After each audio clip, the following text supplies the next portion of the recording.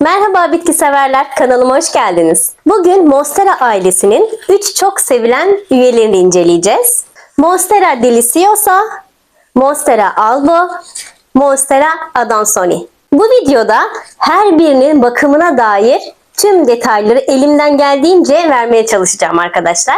Monstera deliciosa ile başlayalım. Monstera deliciosa bitki dünyasının şüphe yok ki en fenomen bitkilerin arasında. İri delikli yapraklarıyla çok hoş bir görüntüye sahip. Bu bitkimiz tropik bir bitki. Özünde tropik ormanlarda ağaçların altında tırmanmayı seven ve yarı gölge alanlarda çok mutlu olan bir bitki türü. Bu bitkilerimizin her bir kısmı evde yaşayan evcil hayvanlarımız için çok zararlı. Benim şuradaki birkaç tane yapraklarımda maalesef ki papağanımın yemesinden dolayı bazı yarıklar var. Diyeceksiniz ki o zaman evcil hayvanlar için zararlıysa sizinkinde neden bir problem olmadı? Bizimki artık bağışıklık kazandı sanırım. Bu yüzden şükür ki herhangi bir problemi yok. Deve tabanlarımız ev içerisinde çok kolay uyum sağlayabilen bitki türlerinden.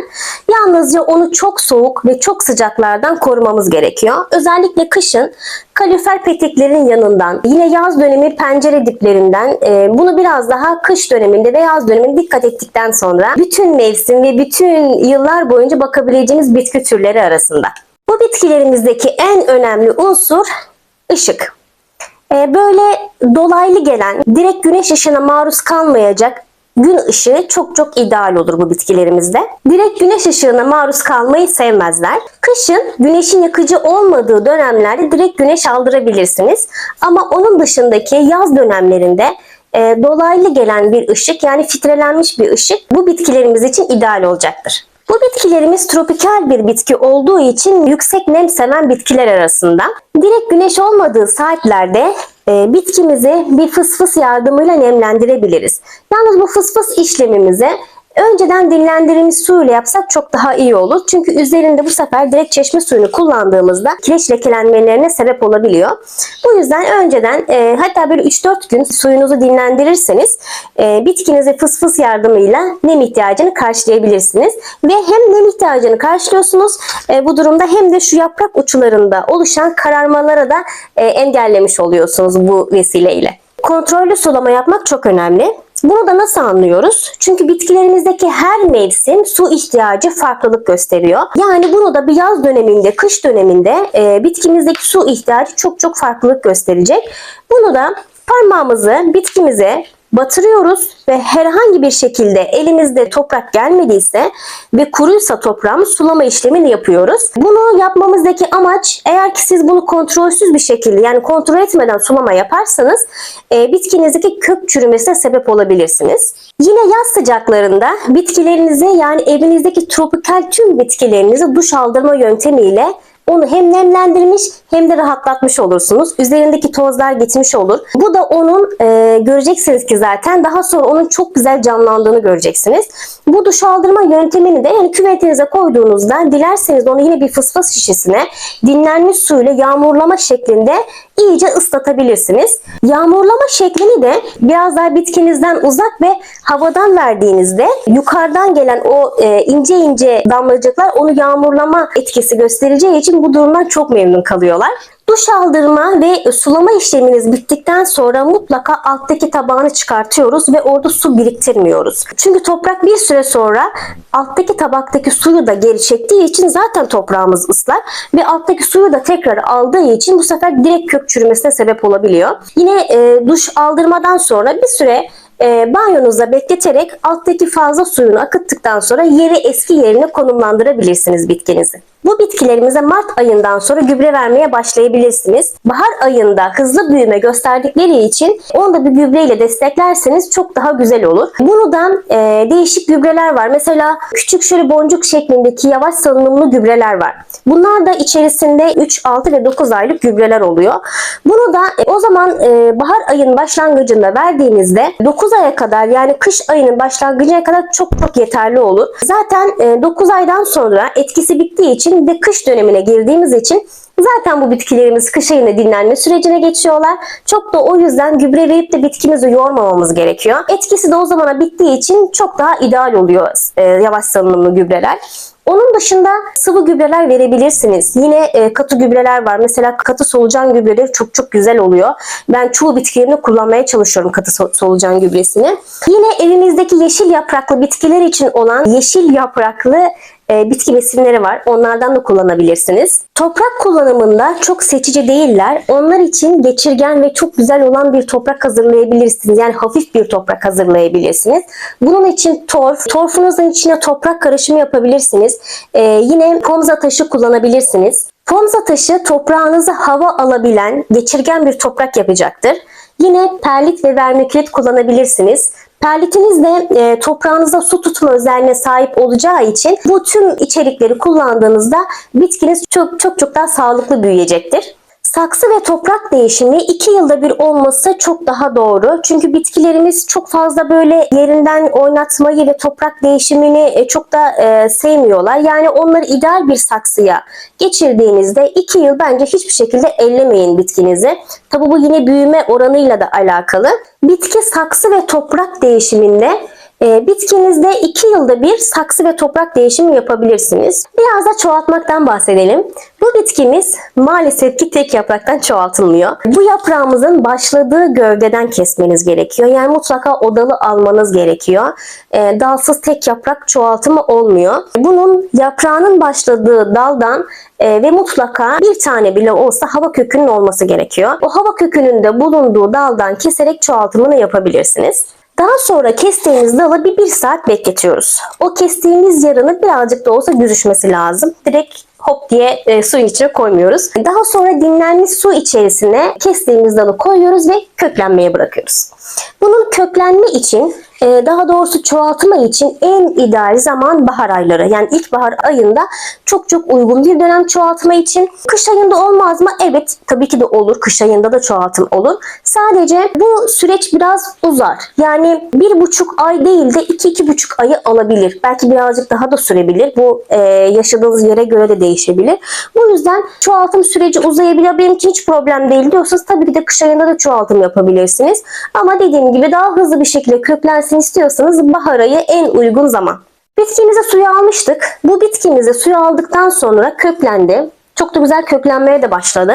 Ama öyle 1-2 kök gördükten sonra direkt toprağa almıyoruz. Bunun mutlaka köklerini şöyle uzasın, iyice bir artsın kökleri, saçaklansın hatta. Saçaklandıktan sonra artık toprağımızı alabilirsiniz.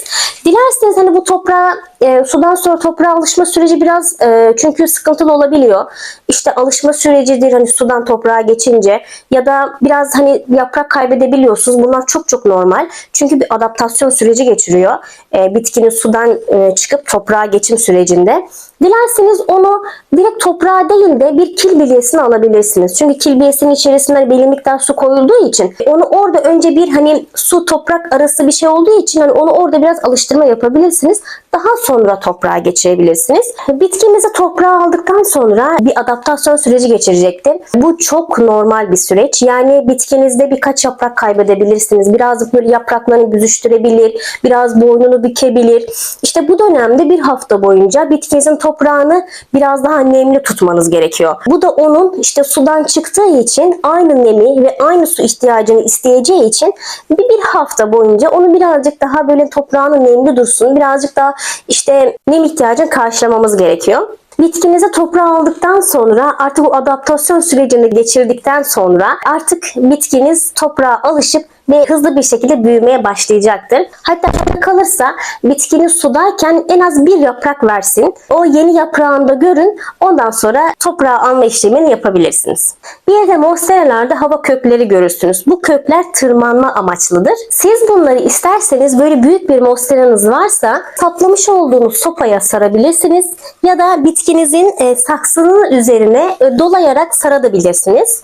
Ya da dilerseniz çok fazla bir yani bununki kadar çok fazla bir hava köküne sahip değilse 1-2 tanesini toprağa gömebilirsiniz. Ama böyle hepsini gömmeyin ki zaten içerisinde kökler var toprağın içerisinde. Bir hava kökünü ekleyerek kökleri sıkıştırmayın. Bir Bir iki tanesini evet gömebilirsiniz. Ya da dilerseniz çok çok aşırı uzadıysa artık ve sizi bu rahatsız ediyorsa kısaltabilirsiniz. Yani bunun da hepsini tıraş yapar gibi kısaltmayın ya da hepsini dip kısmından kesmeyin. Çünkü bu da bitki için önemli köklerdir. Bu yüzden onu az bir şekilde kısaltabilirsiniz ya da dediğim gibi saksı üzerine dolayabilirsiniz. Monstera deliciosa ilgili bilgilerimi paylaştım. Şimdi birazcık da Albo ve Adansoni ile konuşalım. Benim gördüğünüz gibi 2 tane deliciosam var. İkisi de aynı saksı içerisindeydi. Ben ikisinin de daha rahat büyüyebilmesi için ikisini ayrı saksılara aldım. İkisi de farklı odalarımda, ikisi de farklı gün ışığını alıyorlar. Ama gerçekten aldıktan sonra daha hızlı bir büyümeye sahip oldu. Şimdi gelelim diğer bir monstera türümüze. Bu da Monstera albo. Monstera'nın en nadir ve bir o kadar da dikkat çekici olan varyetesi. Beyaz çizgili yapraklarıyla gerçekten tam bir sanat eseri bence. Yapraklarındaki beyaz alanlar klorofil içermediği için biraz daha ışık ister ama aman dikkat direkt güneş ışığına maruz kalmasın. Çünkü şu beyaz kısımları diğer monsteralarımıza göre biraz daha hassas bu konuda. Direkt güneş alırsa yanabilir. Sulama ihtiyacı diğer deliciosa gibi, diğer deve tabanı gibi aynıdır. Yani bunu da yine kontrollü sulama yapıyoruz. Ama mutlaka yine parmağımızla toprağını kontrol ediyoruz. Çünkü fazla sulama olduğunda maalesef ki direkt kök çürümesine sebep olabiliyor. Tıpkı deliciosa gibi nemi çok sever. Kuru ortamlarda nem cihazı çalıştırabilirsiniz. Kışın peteklerinize suluklar takabilirsiniz. Fısfıslama işlemini yapabilirsiniz yine nemini karşılayabilmek için. Bitkimiz güneşe çok hassas demiştik. Bu yüzden bitkimize ilk konumlandıracağımız zaman ona göre seçim yapmalıyız ki böyle çok yer değişikliği yapmayalım. İlk aşamada çok fazla güneşe kalmayacak, dolaylı ışığını alabilecek bir yeri konumlandırıyoruz. Monstera albo benim en sevdiğim bitkilerimin arasında. Hele şu yeni gelen yaprağı diğer yapraklarına göre beyazlığı daha fazla. Sizde eğer ki Monstera albonuz varsa en önemli diğerlerine göre dikkat edeceğiniz güneş ışığıdır. Direkt güneş ışığı bu bitkimizde direkt yapraklarına beyaz kısımlarına özellikle yanmaya sebep olabiliyor. Ve son olarak Monstera adansoni. Bu bitkimizde gördüğünüz gibi daha küçük yapraklara ve daha delikli yapraklara sahip. Yine bu bitkimizde de gün ışığı diğer bitkilerimizle aynı. Yeteri kadar gün ışığı aldığında daha hızlı büyüme gösterdiğini göreceksiniz. Sadece bunu biraz daha karanlık bir ortamda da evet bakabilirsiniz. Ama daha karanlık bir ortamda baktığınızda yeni gelen yaprakları biraz daha küçülebilir ve şu delikleri daha az olabilir. Sulama ihtiyacı yine tüm tropikal bitkilerde olduğu gibi ve yine diğer monsteralarda olduğu gibi kontrollü sulama yapıyoruz. Parmağımızla kontrol ediyoruz bitkimizi. Toprağında eğer ki ıslaklık yoksa o zaman sulamamızı yapabiliriz. Ben bu Adansoni'de bir şey fark ettim. Nem ve su ihtiyacıyla alakalı. Bu bitkim benim biraz susuz kalmıştı. Ve susuz kaldığında direkt yaprak sarartmaya gitti. Evet tüm diğer bitkilerimizde susuz kaldığı zaman yaprak sarartma olabilirler. Ama diğer monsteralarda bunu fark etmedim. Yani susuz kaldığı zaman direkt yaprak sarartmaya gitmedi mesela.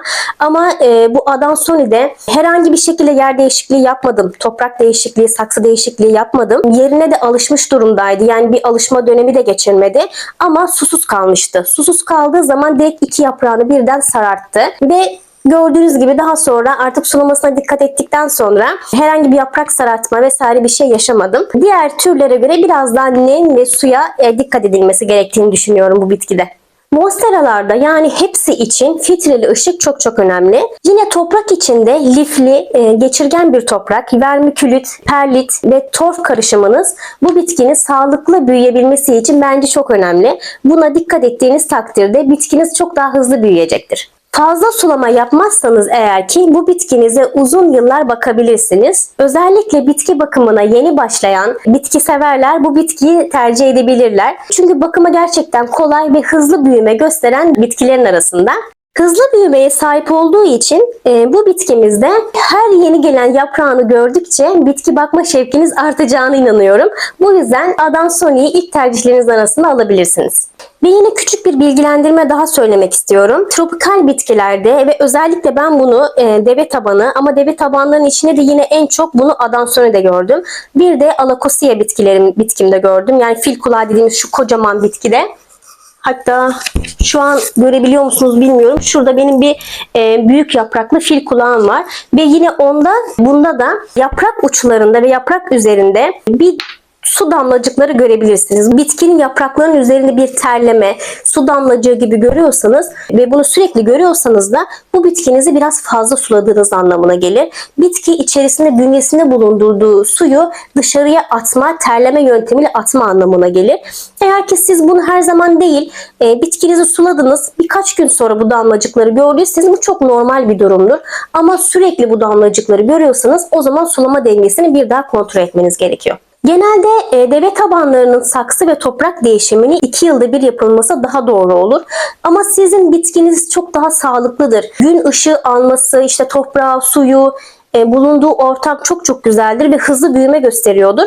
O zaman bitkinize 1 yıl sonra saksı değişimini yapabilirsiniz. Yine saksı değişimini yapmadan önce bitkinizin altından köklerin çıktığını mutlaka görün. Bu da onun artık saksısına dar geldiğini ve artık köklerin dışarıya çıkmaya başladığını gördüğünüzde bitkinizin saksı ve toprak değişimini yapabilirsiniz. Bu bitkimizde de yine çoğaltımı çok kolay. Diğer bitkilerimizde olduğu gibi, yani deve tabanlarında olduğu gibi mutlaka bir hava kökünün olmasına dikkat edin bunda da. Şurada bakın küçük küçük kurtçuklar şeklinde minik hava kökleri çıkartıyor. Bunun hava kökü mutlaka yine olsun. Bunun yaprağı olmasa da olur. Yani şurada mesela şu kısmını aldım ben şuradan. Bakın şurada bir hava kökü geliyor ve şurada bir eklem yeri var. Onu şu altından şuraya aldığınızda suya koyup köklendirme işlemini yapabilirsiniz. Yine yaprağı yok diyelim, yaprağı zedelendi vesaire. Şuradan sadece bir çubuk var ama hava kökü var. Yine şurada bir sap var. Yine oradan hava kökünün tam altından keserek yine suya koyup çoğaltabilirsiniz. Bu bitkimizde evet bol bol çoğaltabilirsiniz. Yedekleyip üretebilirsiniz bu bitkinizde. Bu bitkimiz sadece diğerlerine göre biraz daha sarmaşık özelliğine sahip bir bitkidir. Gövde olarak biraz daha ince olduğu için mesela benim bunu artık bir tane sap ayarlamam, yani bir tane de sopa ayarlamam lazım. Yani küçük olduğu için biraz daha küçük bir sopa, çubuk yardımıyla şuraya bağlama işlemi yapabilirim. Sarmaşık türü olduğu için bir yere tutunmayı çok çok daha sever. Diğer deve tabanlarında mesela bu biraz daha küçük. Küçük olduğu için bunu herhangi bir sarma işlemi yapmaya gerek duymadım ben. Ama bakın bu gövde olarak çok daha ağır ve büyük. Bunu şu sopasını çıkartsam dik durmayacaktır yani bu.